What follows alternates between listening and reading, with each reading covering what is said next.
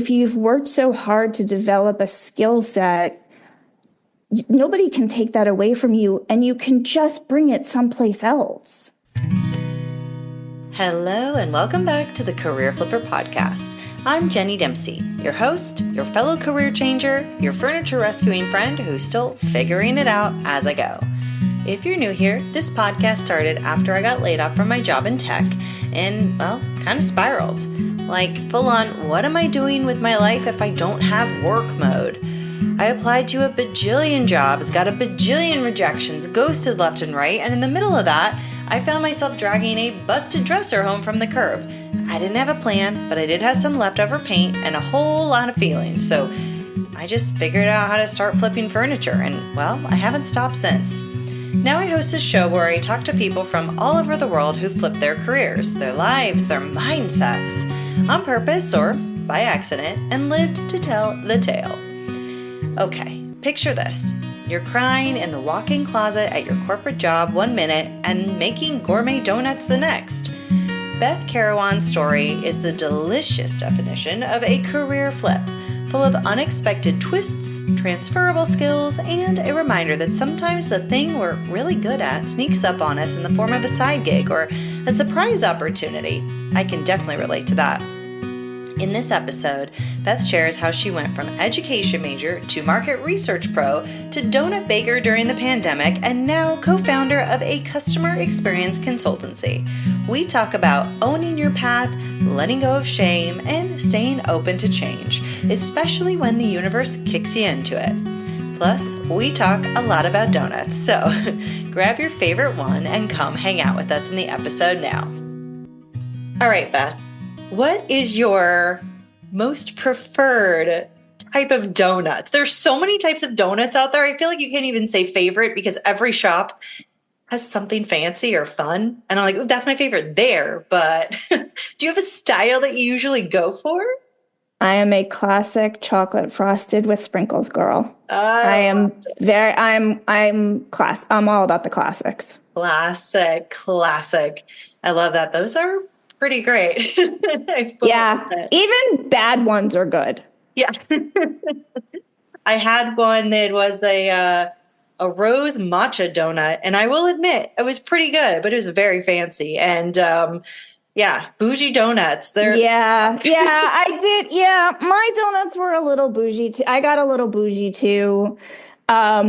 But it was more for the creativity of it and to be fun and to have things that were kind of different than it was because I was trying to be bougie.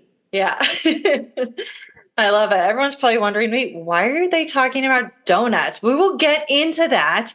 First of all, Beth, tell everybody who you are, where you are, and what you're doing now. Sure. Thanks, Jenny. I'm Beth Karawan. I am co-founder and EVP of Imprint CX. We are a customer experience and transformation consultancy. I am based out of Goldens Bridge, New York, which is a suburb of New York City. I'm about 50 miles outside of New York City. So right now you are kind of running the show and you're helping people in the CX industry, helping clients, working with clients, but you didn't start there. And there were a lot of things along the way that came up for you on your career path, maybe something about donuts, that, I think can really provide insight for career flippers. So how did you get to doing what you're doing now? So I honestly have to say it goes back to being in college. So I went to the American University in Washington, D.C. I was intending to be a communications major. I hated my communications classes. And so then I needed to pick a different major, and I had no idea what to do. And I had been a camp counselor, CIT, since I'd been like 13 or 14 years old. And I thought, well, I've been working with kids this whole time. I guess I'll just be a teacher.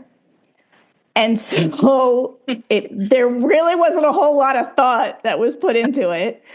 And I changed to elementary education. And while I loved my classes and my professors, especially once we started to talk about educational theory and psychology, It was when, so this is the early 90s. And so talking about things like learning disabilities and, ADHD were just really coming to the forefront. That part was really super interesting, and I enjoyed the classwork part of it. From what my grades, I was good at student teaching. Mm-hmm. However, there were two things. One is I am 5'2", and I was teaching fourth graders, so 10-year-olds that were taller and heavier than me. Mm-hmm. Mm-hmm. That was intimidating. Yeah, I'm 21, 22 years old, so that was intimidating. And then also, when I graduated, I was like, I'm only 21. I don't feel like I'm an adult enough to shape young minds.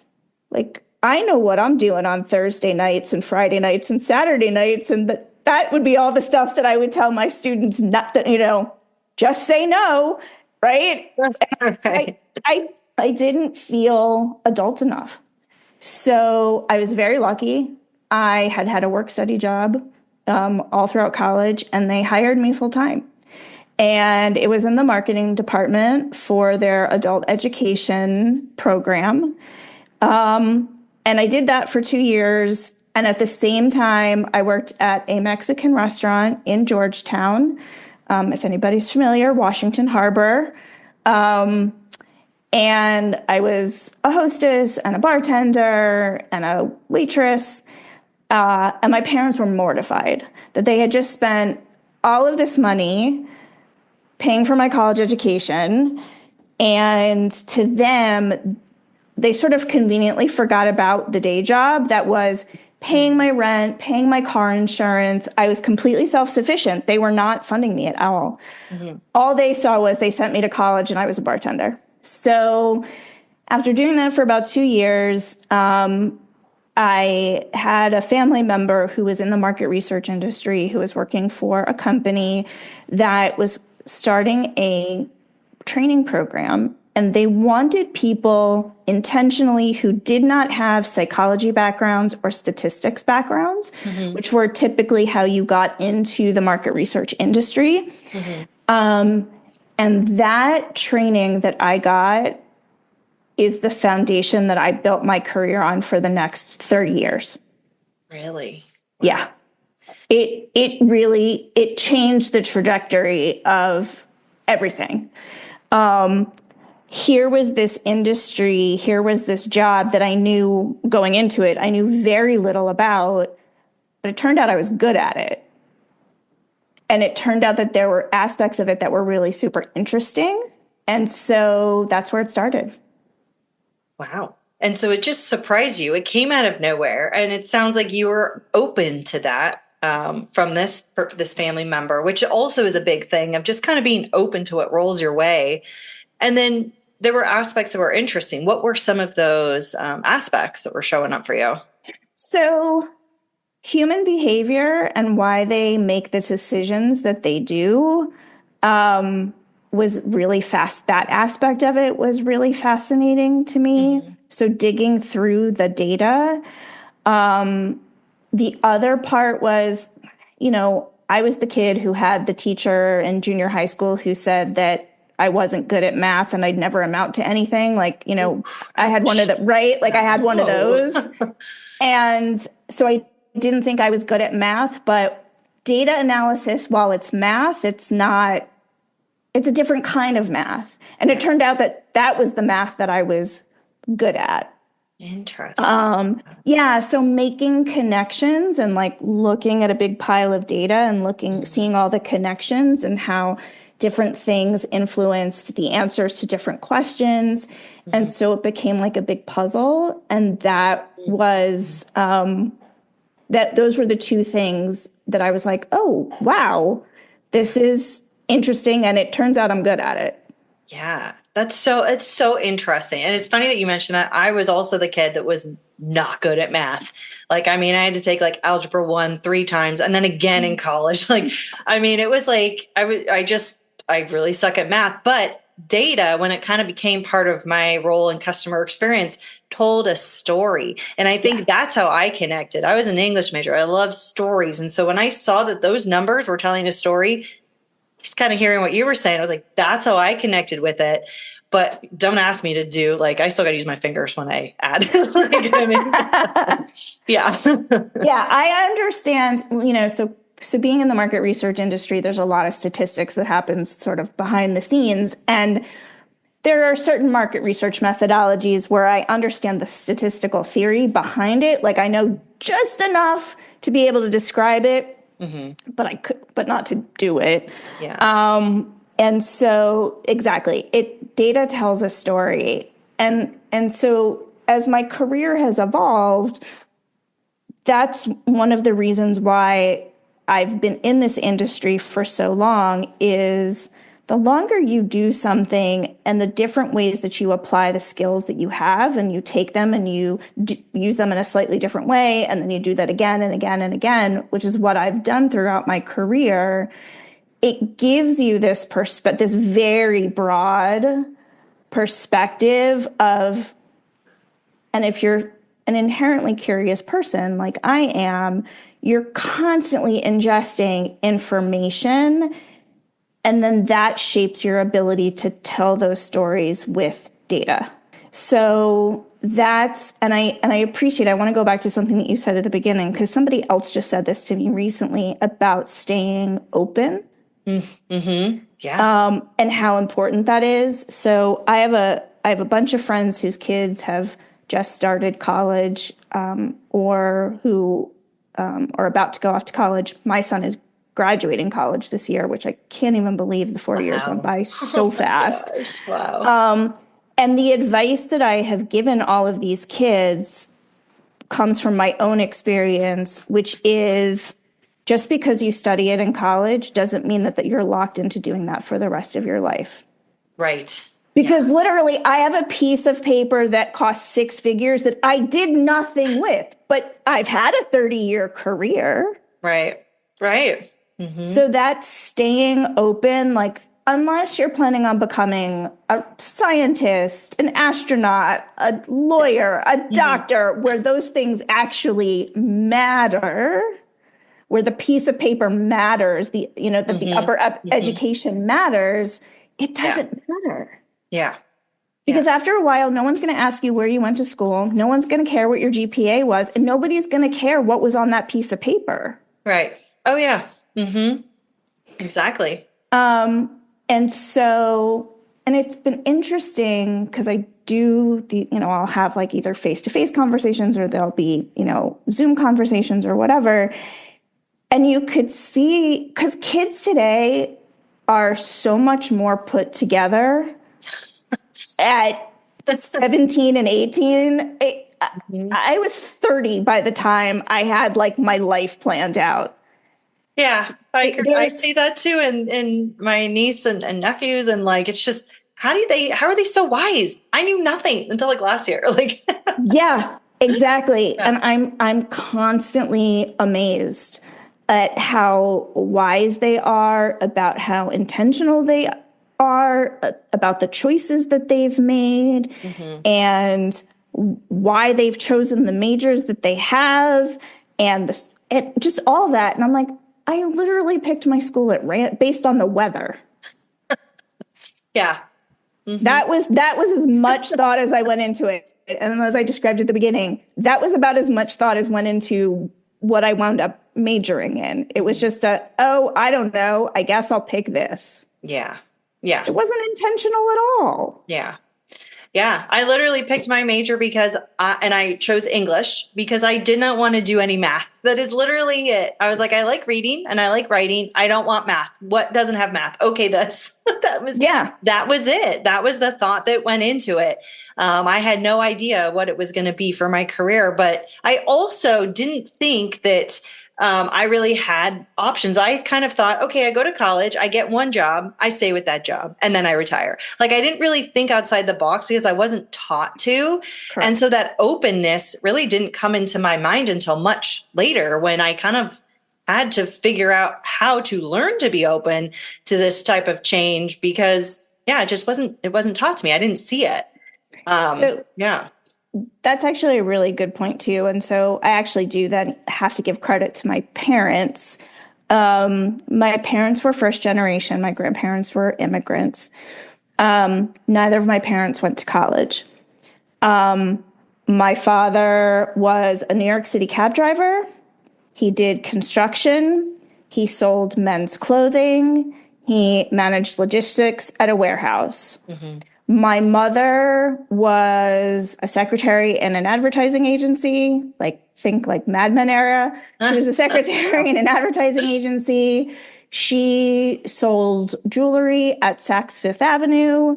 She became a travel agent, and her last job was she was a personal assistant to a man whose business was leasing cattle. Wow. So the variety, you grew up So in I environment. grew up, Yeah. yeah, I grew up, and again, it wasn't ever intentional, and it wasn't that my parents were being open to new opportunities as much as it was based on I need a job. Right. Yeah. And Mm-hmm. somebody is willing to hire me to do this job. So I'm going to Mm-hmm. go take this job. And so I watched that in action. So again, did they have careers like I've had? No. Yeah. Did they have the kind of security or long-term planning that, I was lucky enough to have? No. Mm-hmm. But that idea of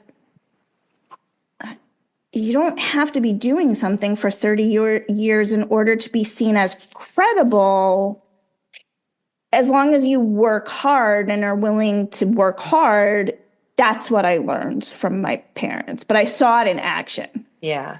Yeah. You saw that in action. I mean, and that's, yeah, at that point, you're just like, I got to take this job. I got bills to pay. Like, I'm going to do it, and I will figure out how to do it and make it happen. Yeah. My family was very much like my grandpa was a pharmacist his whole life. My mom was a teacher. My, uncle was a lawyer. Everyone had the job. My dad worked at his job for almost 40 years. So everyone had the thing. And I was just like, oh, I got to find the thing I'm going to do. I have no idea.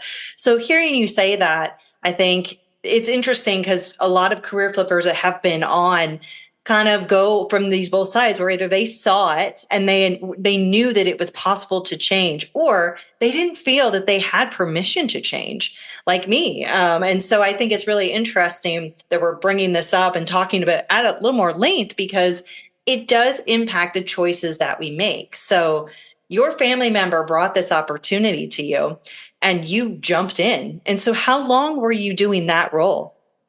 So I had that job for 5 years. And then I took those, like I said, I took those skills and I went to the client side. So I worked for Canon, and I worked for L'Oreal, and I worked for Kraft Foods over the course of like 8 to 9 years at those three different companies.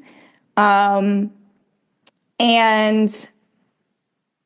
I would say the next pivotal job that I had that really expounded my knowledge in the way that the very first job had was when I worked at Kraft, where it really became more about insights, not just data, telling those stories. So now the skill set's evolving, working in cross-functional teams, really diving deep in a category and consumers and understanding them really, really well. So that was, I would say, the next spot where I got this immense training and improvement of my skills that I didn't know was possible. Yeah. And I'll this is an interesting story that kind of fits in with the whole theme of this. So it was a research manager, so pretty still low level.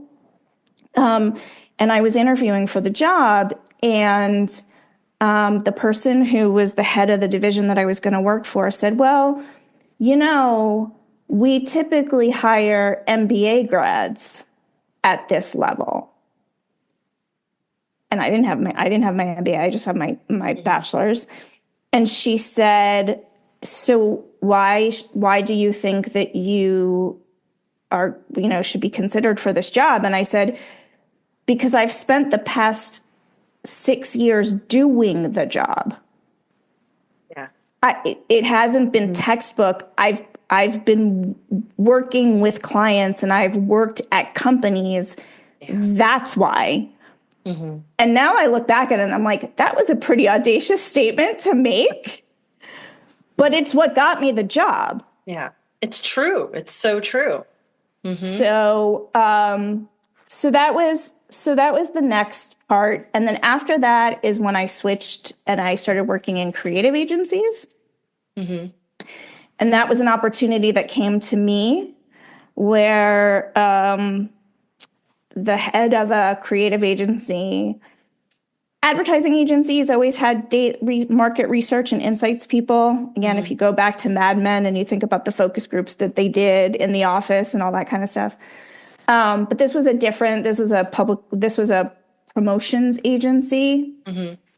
They were at the time, it was like they were responsible for creating the coupons and the sales that you saw in the grocery store and stuff like that. Mm-hmm. So they were considered, not as important of an agency.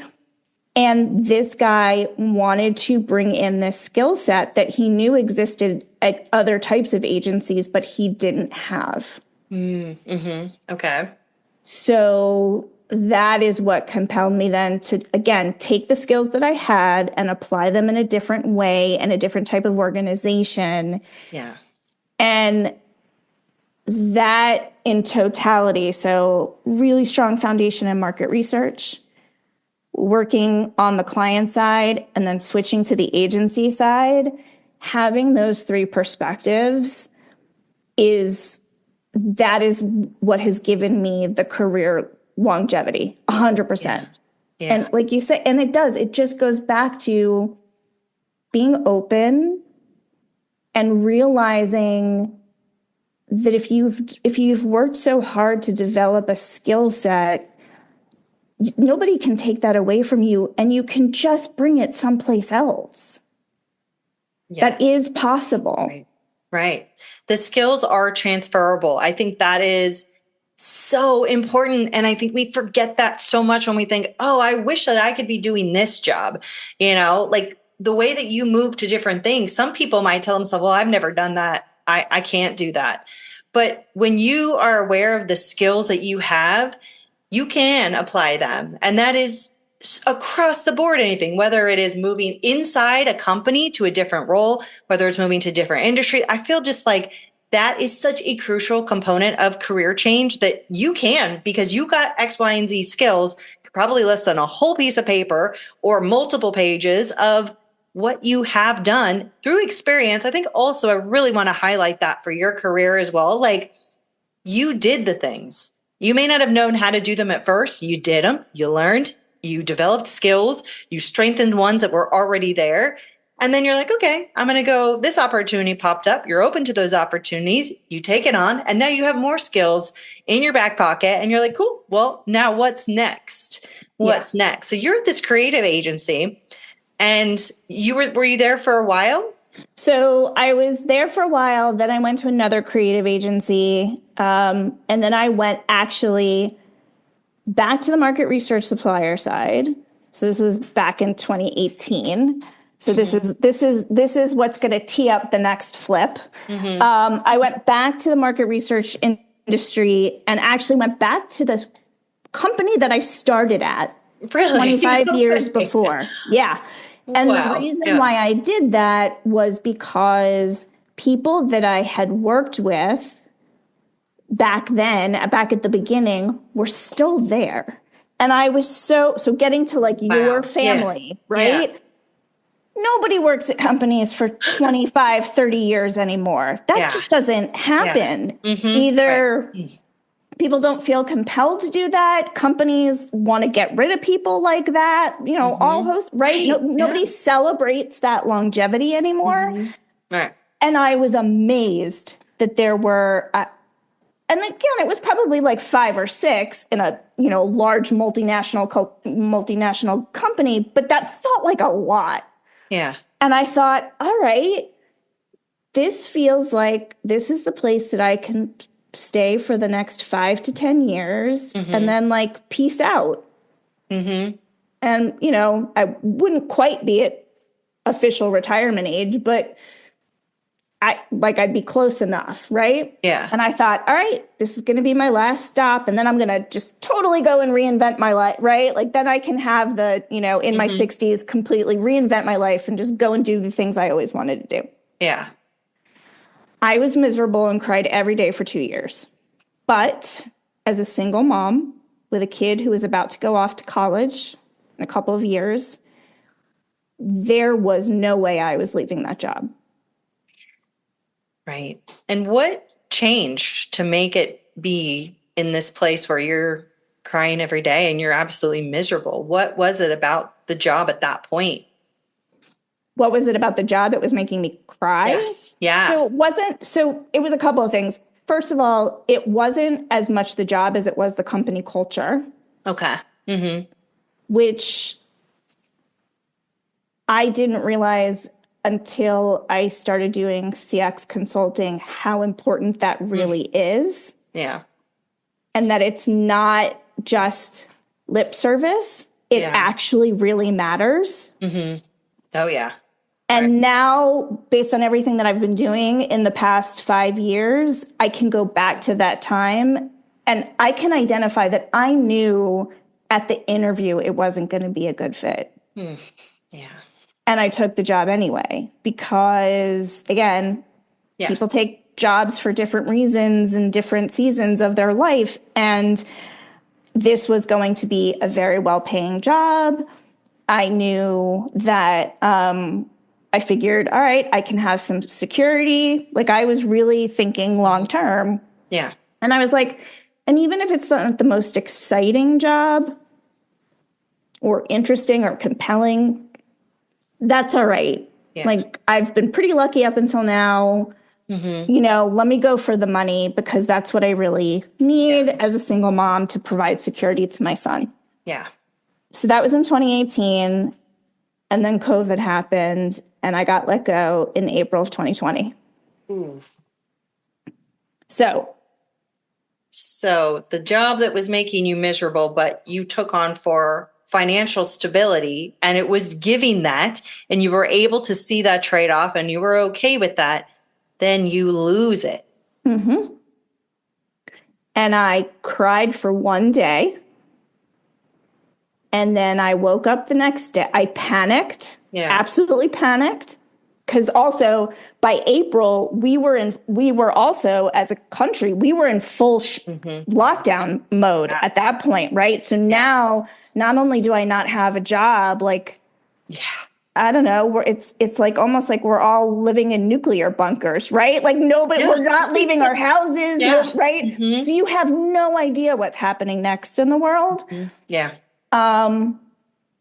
So I cried for a day and I panicked for a day and I woke up the next day and I realized the universe had given me a gift. That the universe forced my hand and made a decision for me that I was too scared to make for myself. Yeah. That gave me chills. I mean, it's like much as a slap in the face as that is, to wake up after a day of feeling so low and so miserable and to have that realization is pretty much a huge moment. So once you had that realization, you're like, okay, this is a gift. What did you do next? What did you do with that? So the first month I slept. Yeah. The second month, by that point, you were allowed to do like social distancing type of stuff outside. So the second month, so now we're into like June, and I got to have lunch with my friends that I had never gotten to see because I was working so hard, and I got to spend time outside with my dog because I wasn't sitting in an office all the time. And by August, I was bored out of my mind because I have never not had a job since I'm 13 years old. I've always worked. That was part of my, what I learned from my parents. Very strong work ethic. I've always had a job. And so I was bored, bored. And I needed something to do. And there's a local restaurant. And so we're getting close to the donut story. There was a local restaurant that put on one of the local community pages on Facebook that they were looking for a hostess. Now, it had been 30 years since I had been a hostess in a restaurant, and also going back to the restaurant industry during COVID is a weird choice to make. But one of the things that I had always said was working in that restaurant was one of the best jobs I had ever had. And that if I could have figured out a way to do that as my career, I would have. Yeah.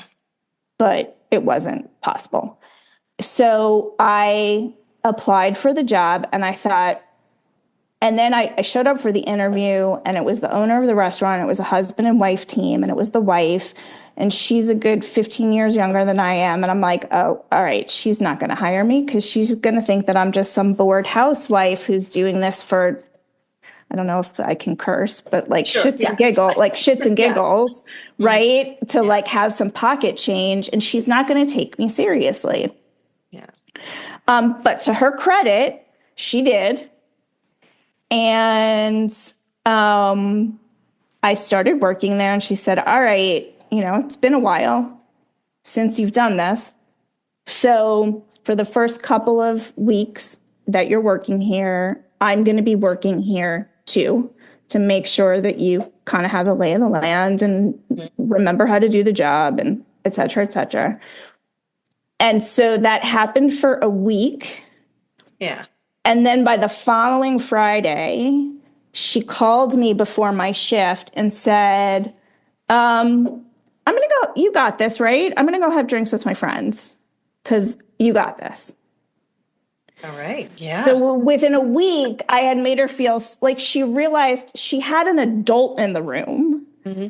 And she realized that she could trust me to handle myself and handle, even on a busy Friday night, that I had the capability of handling it for her and that she could trust me and she could go off and do something that she, as a business owner, didn't always have an opportunity to do. Oh, yeah. That's great. She knew she made the right choice in hiring you at that point. I'm sure. Yeah, totally. So that was in August. And then and I loved the people that worked there. And it was, again, it's in a town called Katona, which if anybody knows, that's where Martha Stewart lives. And so it's a tiny little, commuter town. So it's a local restaurant. So everybody knows everybody. And the people that worked there were really great. And so it was a fun place to work. And so by November, December, they had all figured out. So back when my kids were little, I had a side gig baking out of my house for people. Mm-hmm. And so by then they had sort of connected the dots and they realized, and the name of the company was called Beth's Kept Secret. Okay. That was my side gig. And they realized from social media, local Facebook, parent pages, community pages, whatever, that was me. Okay. So the owners of this restaurant owned a cafe down the street that was just open for breakfast and lunch, but had closed down and they hadn't reopened it yet. Okay. And they're like, all right, we think we're going to be in a good place to reopen in January. We want to do something different. We'd had these grand plans because the town didn't really have this kind of restaurant. We didn't have a bakery in town, none of that kind of stuff. And they said, but we have to scale back our plans and we want to do donuts on the weekends. And we want you to do them. And I was like, that's awesome. Yeah. But I've actually never made a donut before in my life. And they're like, that's all right. You'll figure it out. Yes. And I got a 4-hour crash course from a friend of theirs who was a CIA grad. Okay. Culinary Institute of America, not Central Intelligence Agency, for those listening. And they handed me the keys, and that literally handed me the keys. And I showed up the next morning at 5:30. Oh my gosh. Yeah. And had the entire restaurant to myself.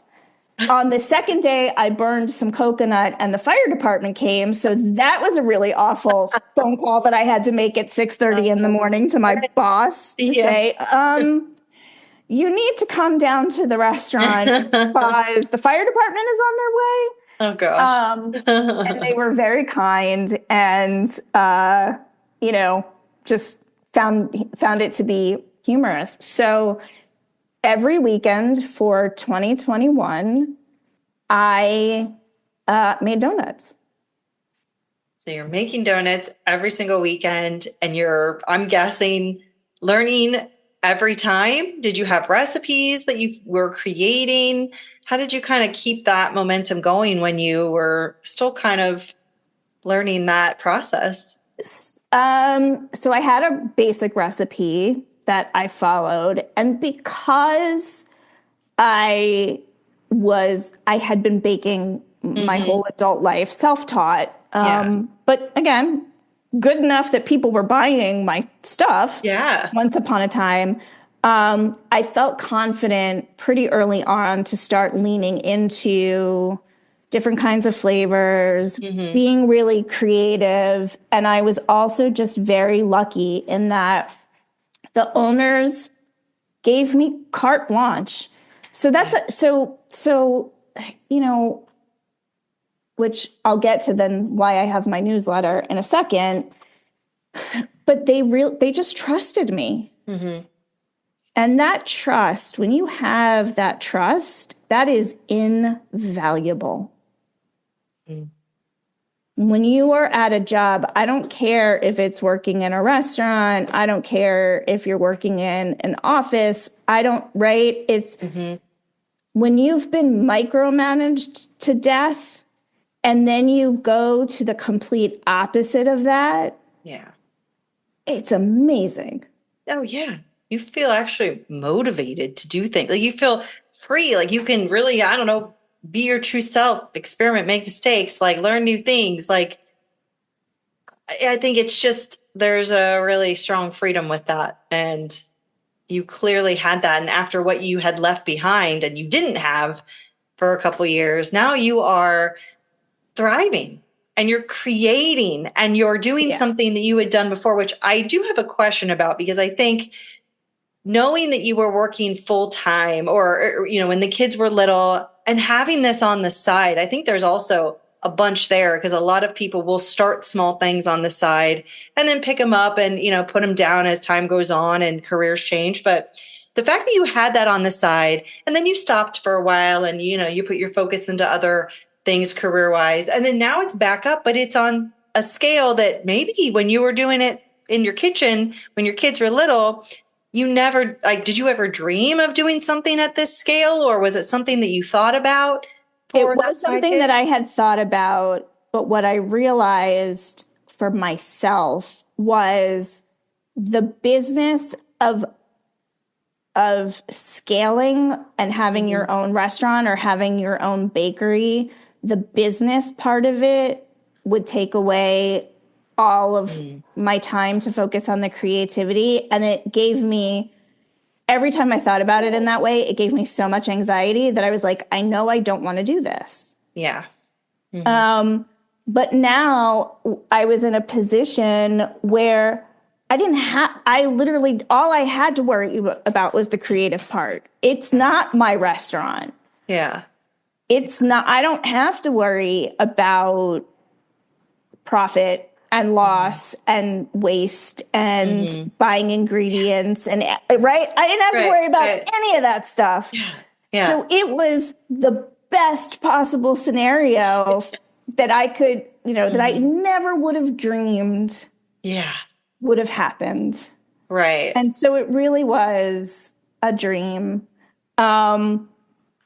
But again, I have I'm a single mom and I've got a mortgage to pay. And so I was also So I kind of went back to what I had been doing back when I was in college. I was a hostess some days, and I was a waitress some days, and I ran food some days, and I worked at both restaurants, and I'd get up on a Saturday morning and I'd do the donuts and I'd go home and I'd walk my dog and I'd take a shower and I'd come back and I would be a hostess at the cafe. And then I would go home, walk the dog again, and be a hostess that night at their other restaurant that I had originally started at. So again, that work ethic and that hustle of like, I got bills to pay. Yeah. So I was working, here's the thing. I was working longer hours and harder than I had in 20 years. Yeah. And I was so happy. Yeah. So happy. I had no complaints. Yeah. I loved it. I loved the job. Yeah. Isn't that wild? That's so funny how things happen like that. You're like, yeah, I was working harder, probably for less. For a lot longer hours. And you were so happy. Were you also looking for jobs, like applying to things on the side? Were you thinking that this was only temporary, or what were you kind of like thinking at that point? So I had no idea what was going to come next. And I wasn't actively applying. And I actually, in the very beginning, didn't tell a lot of people what had happened. I wasn't as active on LinkedIn as I am now, because, which is how you and I met. But so an old boss of mine, who is, if anybody is ever so lucky as to have that one boss that really becomes your mentor and treats you really well and teaches you lots of things and respects you as a person, right? And so that's what she was for me. She was in a different role, and she said, I need you for about 4 months to just fill in for me. And I said, well, you're the only person I do this for. So then I was consulting. That's how I started consulting. And I would do Zoom calls from the liquor closet. That's funny. Yeah. Because, it would be like, well, it was quiet and would be like a Thursday afternoon. Yeah. And so this was for a bank, and people never knew. They never knew that I wasn't part of the company. It wasn't until I left that they were like, oh, wait, you don't actually work for us? So what was supposed to be a 4-month gig turned into an 18-month gig. Wow. That's awesome. Okay. And by that time, I had done a little bit more consulting work, and the person who's my business partner came to me with this opportunity and said, I want to start, I've been doing my own consulting thing too. Being a solo consultant is really difficult. I think if we come together and you've got a skill set and I have a different skill set and the skill set is very complementary, I think that we could work really well together. Yeah. And so that was in 2023. And so that was how Imprint CX started.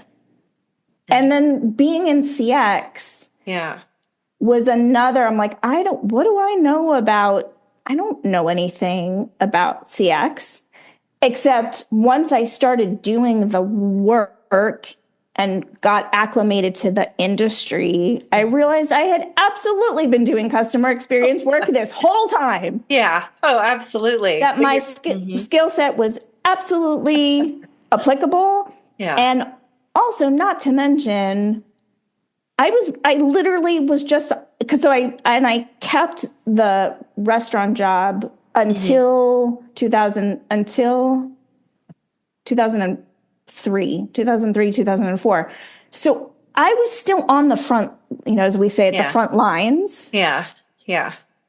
So I had firsthand knowledge of customer experience in a way that a lot of our colleagues in the industry did not have.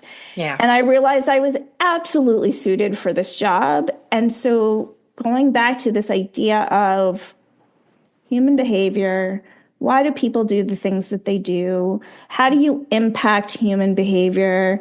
So it was another opportunity of like, all right, take my skill set and just apply it in a different way. And that's how I got to where I am today. Wow. What a journey. What a delicious journey. And, I think there's this part where, you kind of touched on this, like with what your parents were saying when you were first working in the restaurant industry and how they were like, ugh, we just spent all this money on your education and you're doing this. But knowing their background and where they came from and that hustle, it kind of makes sense why they would feel that way. But it also sounds like there was some shame.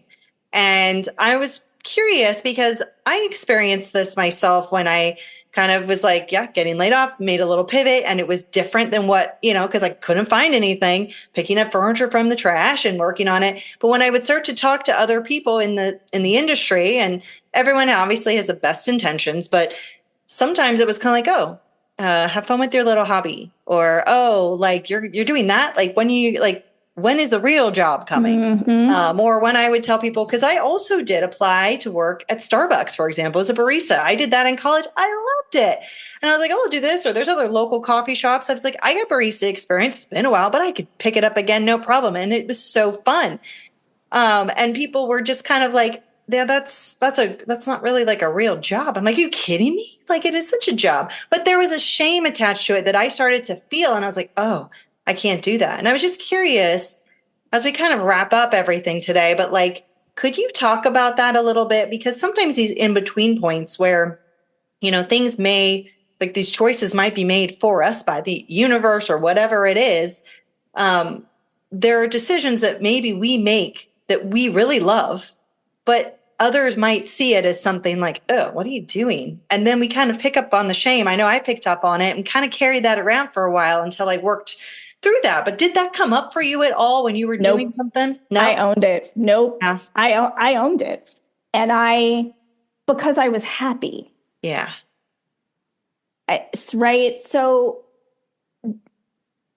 giving into the shame, and again, people aren't intentionally trying to shame you, right? They don't, like you say, they have the best of intentions, but there is this sort of like weird idea that these are not real jobs. Yeah.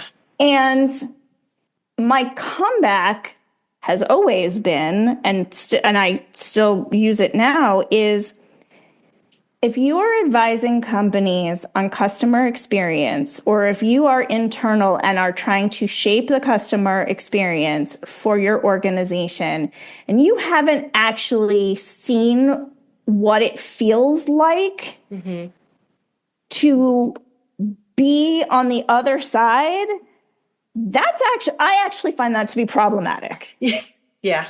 Yeah. Or totally. have you ever had a service industry job, like ever in your life, even in high school as like a busboy, like busboy, Starbucks, pizza place, doing deliveries for Domino's, whatever it is, all those jobs that we had as teenagers and in college. If you've never had a job like that and you've never had that kind of experience, I don't know, I'm going to say this and I know it sounds controversial, but I really do feel it's like, well, then how can you really be good at shaping customer experience? Yeah. Because this isn't a job that you can learn studying out of a book. Yeah. Right. Right. Right. And the empathy that is required and the emotional intelligence that's required to do the job well. Yeah. You either have that or you don't. And that comes from, and at the age that I'm at this point, it's like either I have that, right? Like either that's become part of who I am as a person or it's not. And so I wasn't public about it about this kind of journey that I had been on until it was a Friday afternoon and I hadn't put out some content on LinkedIn for a while, and because now I've got a business that I'm trying to push. So I'm on LinkedIn now, like all day, every day. And I wrote about my time making donuts and how it was the best employee experience I ever had, for the reasons that I mentioned of I had complete freedom, complete trust. Yeah. And isn't that all, isn't that amazing? We're all searching for that. And I did it as a goof because I didn't know what else to write about. And to my absolute surprise, people were like, "Oh, tell us more. Wait, what? You made donuts? What's that all about? Tell us more." And so that is what eventually evolved into my Donut Friday newsletter on LinkedIn. I love that. I love how it's all connected, whether it be skills, whether it be interests that your hobbies that were side businesses that turned into more. It's really these like golden threads that are woven together in our stories. And it's really cool when we piece it together and can tell it in this whole picture. When you're going through it, it can feel so, I don't know, like a puzzle you're trying to find that missing piece for, but it's under the couch and you don't know. Like it feels so 100%. messy. Yeah. And so hearing this and knowing that you can find your way and learning with those skills, being open to those opportunities and just leaning into who you really are and letting everything else go is just a testament to following your path. And yeah. And definitely. I am so grateful for you sharing all of this, Beth. Thank you. Thank you for having me. Thank you for giving me the opportunity. Oh my gosh. I mean, when I found you, or I guess it was on a post, did someone maybe tag us together? I mean, I was like, oh my gosh, I need to talk to her. Like this is really, really amazing. And Beth, thank you so much for being here. I appreciate you. I appreciate you too. Thanks so much, Jenny.